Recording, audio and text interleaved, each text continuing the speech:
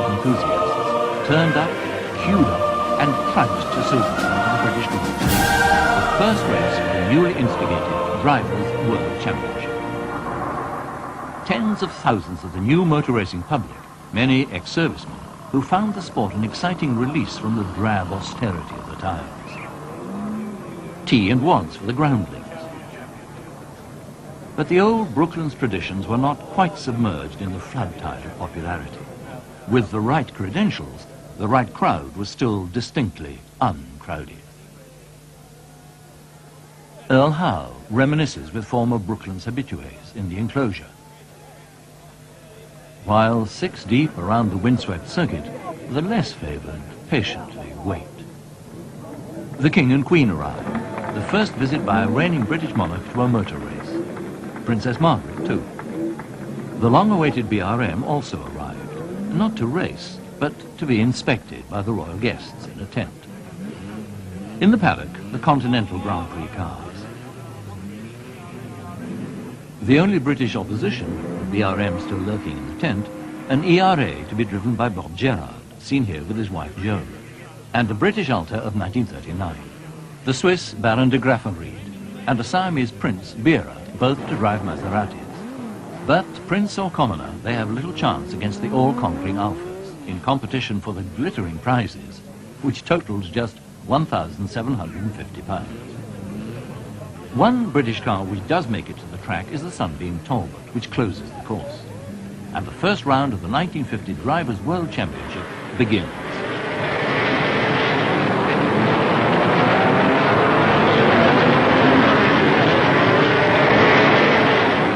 In 1950, there is no safety road for the pits, so everyone hurries to clear the track. The straw bales, not Armco, guard the corners.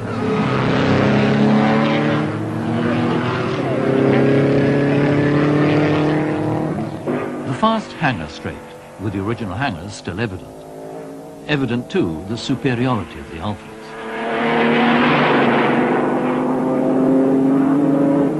In the pits, an overheated Maserati comes in. It has its supercharger pressure raised to try to keep up with the Alphas. Water in, water out. Its race is run. The lone Alta, driven by the Irishman Kelly, comes in for a leisurely refuel. Dr. Giuseppe Farina, relaxed and polished, leads the race. Filmed by Paul Wyand of Movietone, who captures the driving techniques of the time.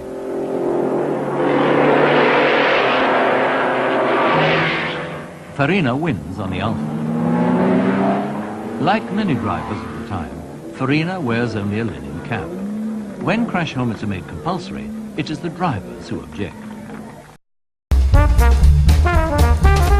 Il 14 luglio del 1951 si compie lo storico sorpasso. Sulla pista dell'ex aeroporto militare inglese, sin dalle prime battute della corsa, va in scena il duello tra Gonzales e Fangio, che fanno il vuoto. Le medie dei due battistrada toccano i 155 km all'ora. The winner was number 12, Gonzales of Argentina, driving a Ferrari at an average speed of 96 miles an hour. But no victory went for the Ferrari ace. The BRMs did finish with high hopes of future success.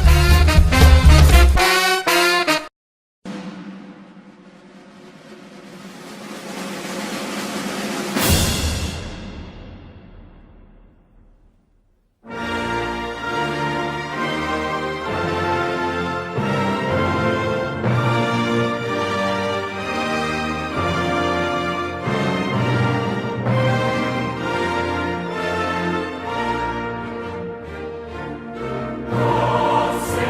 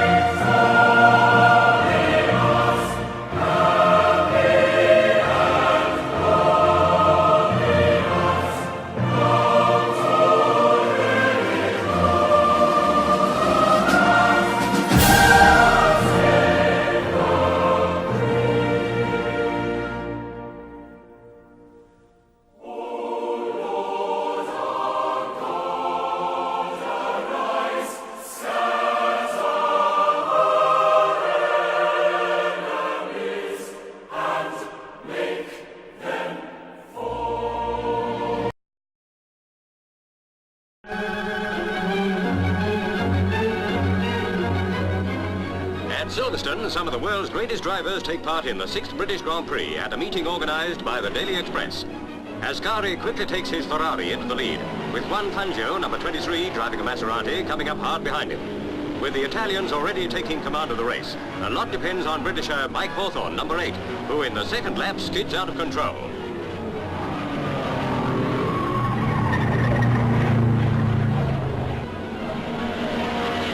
Lucky escape, but Hawthorn coolly drives back into the race. But he hasn't a hope of catching Ascari, who has lapped the whole field except Fangio.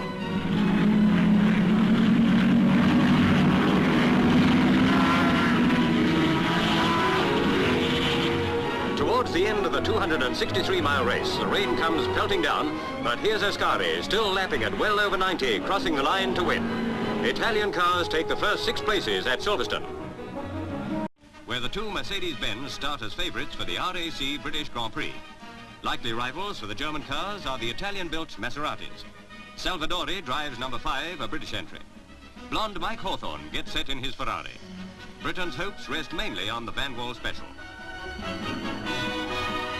90,000 people pack the pits and stands, among them the Duke of Kent, as the time nears for the start of the Grand Prix, the classic race of this Daily Express meeting. And away they go. 90 laps totaling 270 miles lie ahead of them. Straight away, Gonzalez takes his Ferrari, number 9, into the lead. Hawthorn, number 11, is hot on his heels.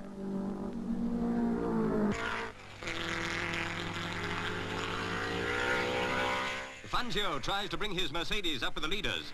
Number 3 is Shell in a Maserati. Fangio's going to lap him. Now the Mercedes in second place. German team manager Alfred Neubauer times Fangio, who's got a long way to go to catch Gonzalez. Then, to the crowd's delight, Stirling Moss brings his Maserati, number 7, into second place. The Mercedes are falling back. The twisty Silverstone track with a few long straights just doesn't suit the big, heavy German cars. Karl Kling drives one of the Mercedes. Several fall by the wayside, including a Cooper Bristol. Then comes the biggest disappointment of the race. Stirling Moss is in trouble. His power shaft has gone. Tough luck on the British ace, who has been driving magnificently. But now, Mike Hawthorn takes over. He's back in second place again.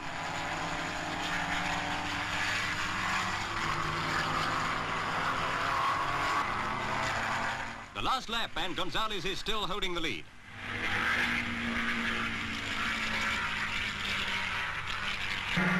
Out goes the checkered flag, and Gonzalez has won. It's a bitter blow for the German team. Froilan Gonzalez from the Argentine receives the British Grand Prix trophy.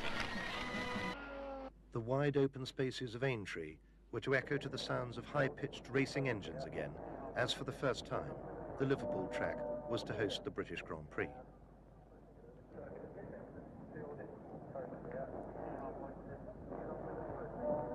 Stirling Moss had now joined Fangio in the Mercedes team, and they arrived with their high-speed transporter and 5 cars. 1 each for the Maestro and the Young Pretender, and a 3rd for faithful veteran Karl Kling, a 4th for Italian veteran Piero Taruffi, plus a spare. Ferrari had brought along 3 of its aging 4-cylinder 625 models for Hawthorn, Trintignant and Eugenio Castellotti, and Gordini had 3 cars entered, and Moss set pole with Fangio just 0.2 of a second slower.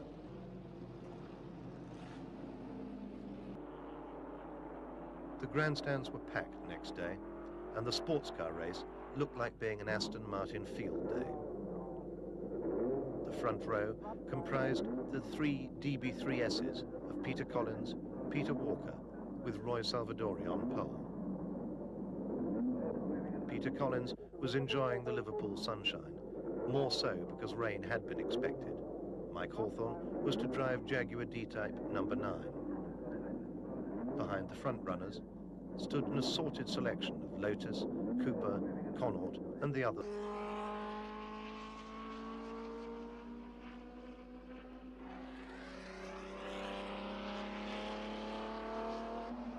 Hawthorn was now down to 3rd, behind Salvadori and Collins, with Peter Walker shaping up to overtake him.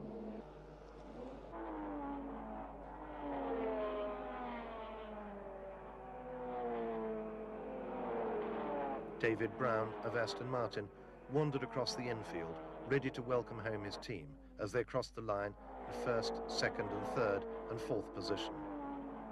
Hawthorn in the Sole Works Jaguar ended fifth, with the private Ds of Bob Berry and Ninian Sanderson behind him. Winner Salvadori and second place Collins discussed their success with Le Patron, Huddersfield gearmaker David Brown. Peter Walker joined the party. And then it came time for the Grand Prix itself. As the start drew near, no one of the 150,000 people in the crowd could envisage anything but a Mercedes victory. Moss was ready for action. Could he be the first Briton to win his home Grand Prix? Hera's shirt matched his Maserati's colour. Fangio's Mercedes number 10 was in the middle of the front row, and a nice touch this, Moss's car displayed the Union Jack. World champion Fangio is always one of the last drivers onto the grid. Moss took last-minute instructions from Neubauer, who seemed to want to start the race as well. At last they were off.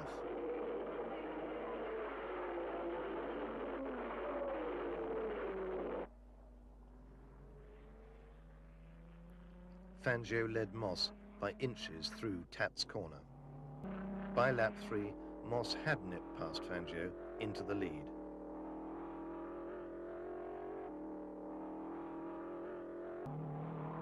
A couple of laps later, Fangio was back in the lead, with Moss glued to his tail, and at Cottage, Mieres lay fourth, just behind Kling's Mercedes. At half distance, Moss led again, and Fangio had been held up by passing back markers.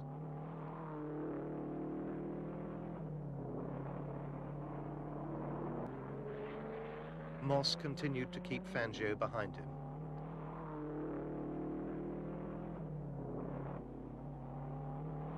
Castellotti was out, so Ferrari hopes now lay with Mike Hawthorn.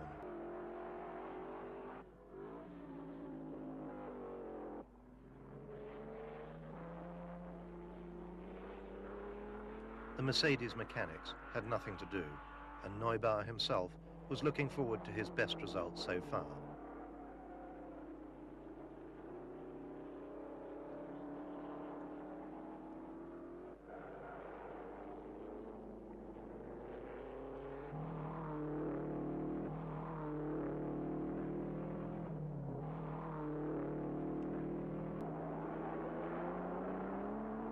Lap 88, 2 laps to go, and the gap was 3 seconds.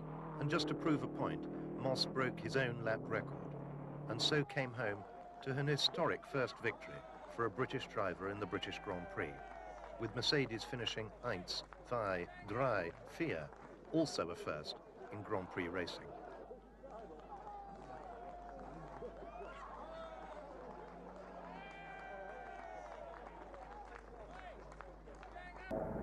World champion Fangio was in car number 1, but the British were hoping teammate Collins could repeat what Moss had done in 1955 and win at his home Grand Prix. In fact, Peter Collins was on a hat-trick, having just won the Belgian and the French Grand Prix in succession. Laughing and joking as always, Harry Schell had put his Vanwall on the second row of the grid.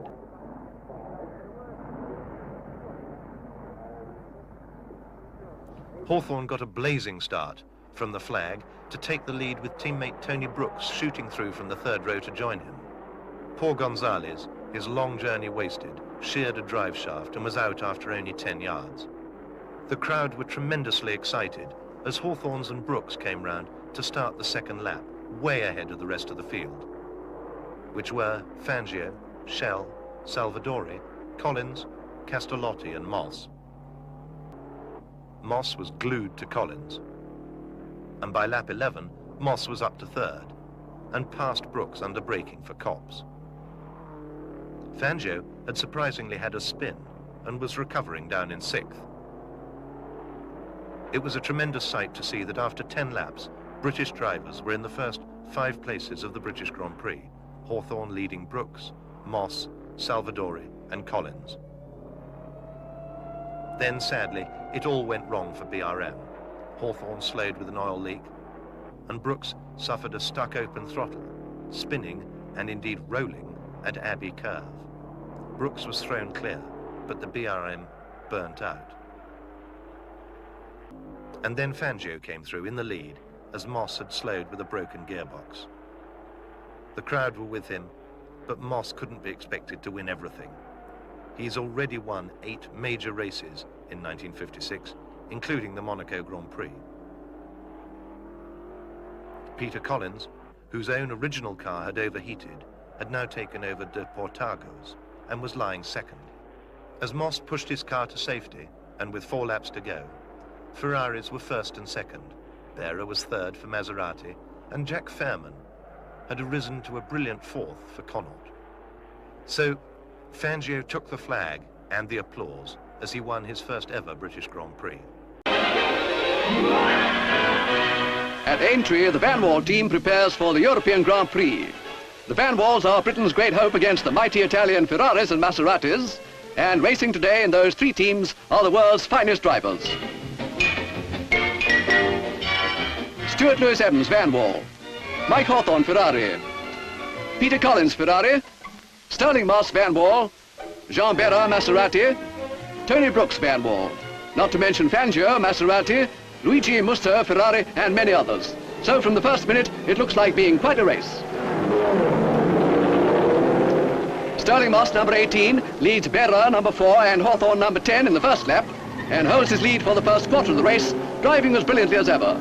His great ambition is to win one of the big Grand Prix in a British car, and today looks to be his big chance. But hard on his heels all the time are Behra's Maserati and Hawthorne's Ferrari.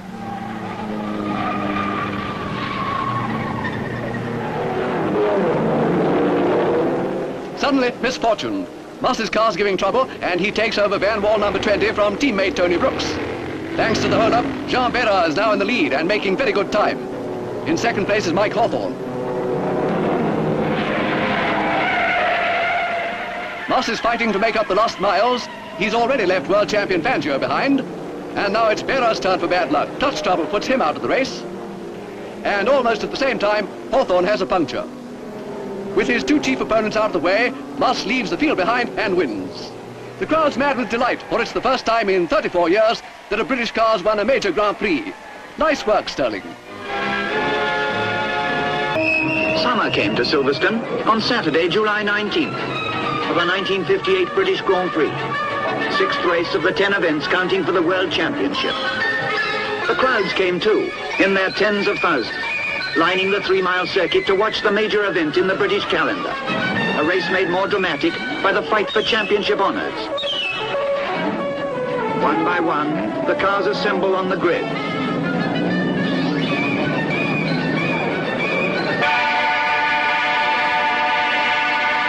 To go. The front line forms up. Moss, Vanwall number 7 in pole position with a lap at 106.01 miles an hour. 1 minute to go. Of all minutes in motor racing, the most unforgettable. All round the circuit, the crowd is stilled and waiting. But the longest wait by far is for the drivers.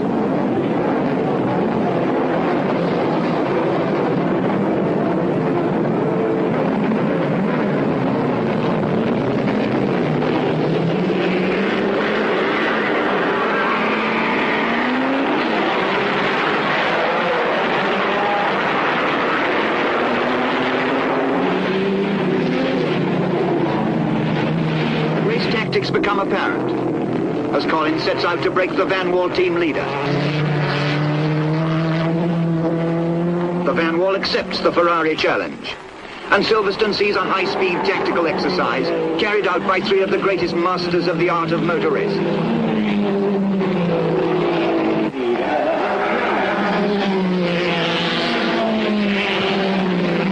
Collins pushes his lap speed up to 103.71 miles an hour to hold his lead over the Vanwall, with the Hawthorne Ferrari 3rd. Shell's BRM is 4th.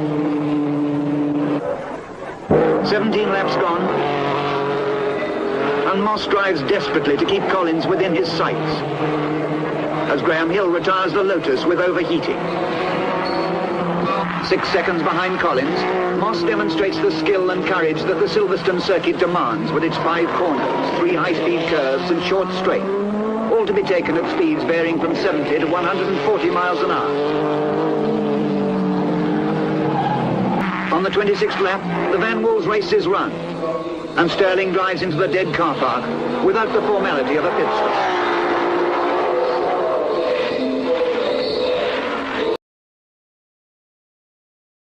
We went to Aintree for the 12th British Grand Prix.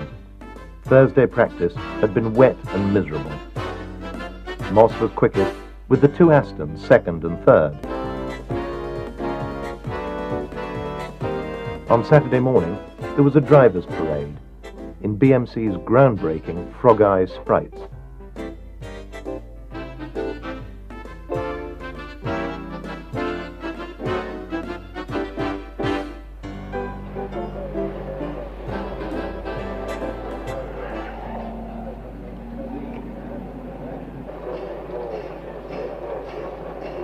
Salvadori led away, followed by his teammate Carroll Shelby.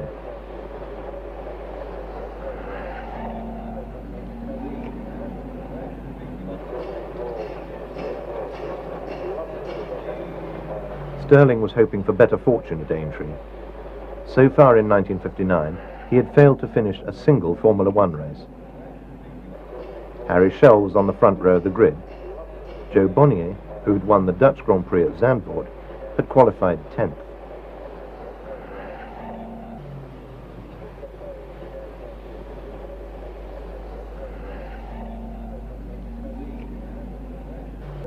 The 2 Aston drivers prepared for the 225 miles ahead.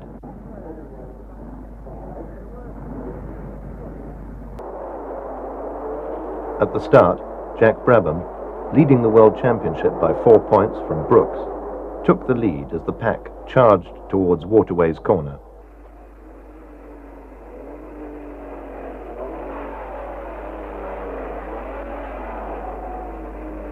The opposite locking Brabham immediately opened up a gap. Salvadori came in, worried as he was getting sprayed with fuel, but this was just the overflow from the Aston's very full tanks, and he was sent on his way again. Shortly after, Shelby came in with the same complaint. The good qualifying positions of both Aston Martins had been squandered, and the cars were now well down.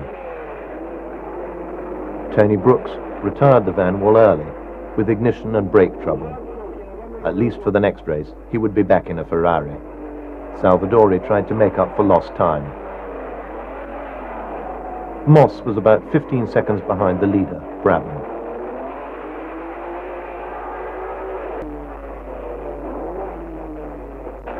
Dory's Maserati had an off and retired soon after. The graceful 250F Maserati, which had been the mainstay of Formula One through the 50s, and which had carried Fangio to his 4th successive World Championship in 1957, has by now had its day, a legend in its own lifetime.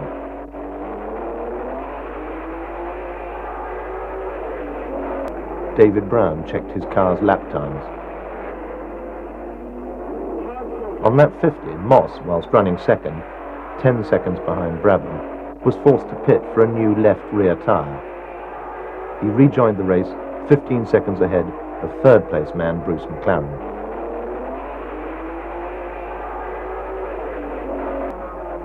Up at the sharp end, Brabham now had a 50-second lead, but Moss was catching, and Brabham was trying to preserve his tyres to avoid another pit stop. Gregory stopped for water.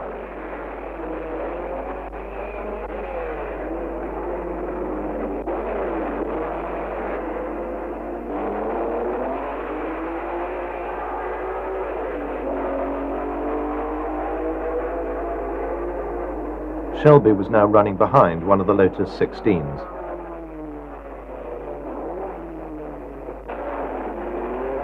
Schell also had to have his left rear changed.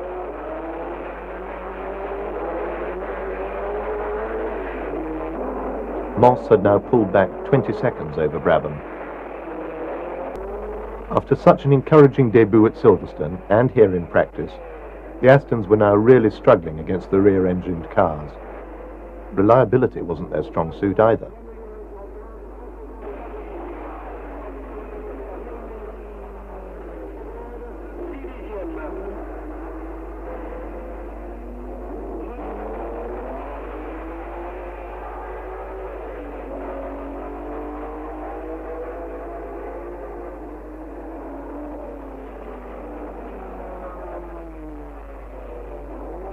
The Aston mechanics tried in vain, but Shelby was soon out of the race. Salvadori was pushing on in 6th place.